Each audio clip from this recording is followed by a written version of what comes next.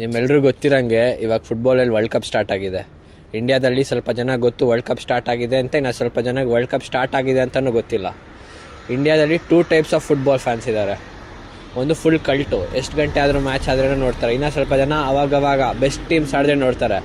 ಇಂಡಿಯಾದಲ್ಲಿ ಇನ್ನು 40-50% ಫುಟ್ಬಾಲ್ ಬಗ್ಗೆ ಏನೂ ನಾಲೆಜೇ ಇಲ್ಲ ಇಂಡಿಯಾದಲ್ಲಿ ಹೇಳ್ಬೇಕಂದ್ರೆ. ಯಾಕಂದರೆ ಫುಟ್ಬಾಲ್ ಅಷ್ಟು ಇಂಪ್ರೂವ್ ಇಲ್ಲ ಇಂಡಿಯಾದಲ್ಲಿ ಕ್ರಿಕೆಟ್ಗೆ ಆಗ್ದಷ್ಟು ಇನ್ವೆಸ್ಟ್ಮೆಂಟು, ಸ್ಟೇಡಿಯಮ್ಸ್ಗಾಗಲಿ, ಮೊನ್ನೆ ISL ಮಾಡೋಕ್ಕೂ ಇನ್ವೆಸ್ಟ್ಮೆಂಟ್ ಕೊಟ್ಟಿದ್ದಿಲ್ಲ ಇವರು. ನೋಡ್ತಾ ಇದೆ ಬ್ರೆಜಿಲ್ ಮೊರಾಕೊ ಮ್ಯಾಚ್ ನೋಡ್ತಾ ಇದೆ. ಬಿಕಾಸ್ ನನ್ನ ಟೀಮ್ ಈ ವರ್ಲ್ಡ್ ಕಪ್ ಅಲ್ಲಿ Brazil, Neymar the prince never became the king. ನಾನು ನೋಡುವಾಗ ಮ್ಯಾಚ್ 1-1 ಡ್ರಾ ಆಯ್ತು. ಹಾಫ್ ಟೈಮ್ ಇತ್ತು. ಹಾಫ್ ಟೈಮ್ ಅಲ್ಲಿ ಫೋನ್ ತೆಗ್ದ್ಬಿಟ್ಟು ಹಂಗೆ ನೋಡ್ತಾ ಇದ್ದೆ ಕಂಟೆಂಟ್, ಕನ್ನಡದಲ್ಲಿ ಫುಟ್ಬಾಲ್ ಕಂಟೆಂಟ್ ಏನಾದ್ರು ಇದೆಯಾ ಅಂತ. But found hardly 3 to 4 people doing football content in Kannada. ಅದರಲ್ಲೂ ಪ್ರೀ ಮ್ಯಾಚ್, ಪೋಸ್ಟ್ ಮ್ಯಾಚ್ ಅಂತ ಏನು ಮಾಡ್ತಾ ಇಲ್ಲ.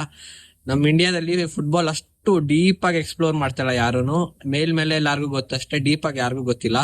ಸೊ ನಾನ್ ಅನ್ಕೊಂಡೆ ಈ ಹಾಫ್ ಟೈಮ್ ಅಲ್ಲಿ ನಡೆಯುವಾಗ ನಾನು ಅನ್ಕೊಂಡೆ ಯಾಕೆ ನಾನು ಮಾಡಬಾರ್ದು ಫುಟ್ಬಾಲ್ ಕಂಟೆಂಟ್, ಸ್ವಲ್ಪ ಜನ ಗೊತ್ತಾಗ್ಲಿ ಫುಟ್ಬಾಲ್ ರೀಚ್ ಆಗ್ಲಿ, ಇನ್ನ ಗೊತ್ತಿಲ್ದವ್ರಿಗೆ ರೀಚ್ ಆಗ್ಲಿ, ಆಮೇಲೆ ಗೊತ್ತಿರೋ ನೋಡೋರಿಗಾದ್ರೂ ನೋಡ್ಲಿ ಕಂಟೆಂಟ್, ಕನ್ನಡದಲ್ಲಿ ನೋಡ್ಲಿ ಕಂಟೆಂಟ್ ಅಂತ ನಾನು ಮಾಡಿದೆ.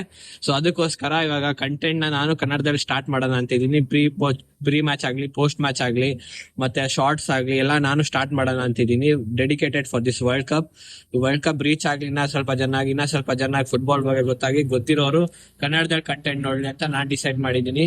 ಸೊ ನನ್ನ ಸಪೋರ್ಟ್ ಮಾಡಿ, ಫಾಲೋ ಮಾಡಿ, ಶೇರ್ ಮಾಡಿ. ವಿಡಿಯೋ ಬಿಟ್ಟಾಗ ನೀವು 5 ಜನ ನೋಡ್ರಿ, 4 ಜನ ನೋಡ್ರಿ, ಅದ್ರ 4 ಜನಗಾದ್ರೂ ಫುಟ್ಬಾಲ್ ಬಗ್ಗೆ ಸ್ವಲ್ಪ ಗೊತ್ತಾದ್ರೆ ಒಳ್ಳೇದು. ಗೊತ್ತಿರೋರ್ಗೆ ಕನ್ನಡದಲ್ಲಿ ನೋಡ್ರಿ ಕಂಟೆಂಟ್ ಅಷ್ಟೇ.